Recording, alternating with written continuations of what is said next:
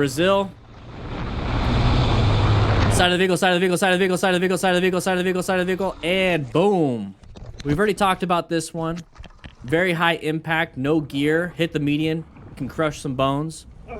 You saw the people getting pushed out during the merge. So pushed out during the merge, that's a cascade of effects that's going to happen to you. So you need to find your escape path or learn how to brake in time.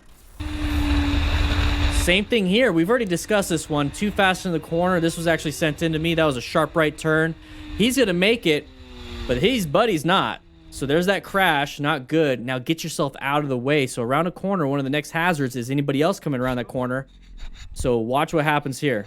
So that guy makes it fine. This guy doesn't pay attention. Almost crashes. This guy crashes.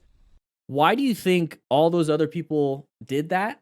I mean, they should be able to handle that corner well, right? We have one person hurt and didn't make that corner. How come that one person almost hit us and then the other person crashes? It's that whole thing with that uncommon thing in a common situation. We're going. Oh, there's somebody crashed right there. Whoops, I go right towards them. That's that target fixation too.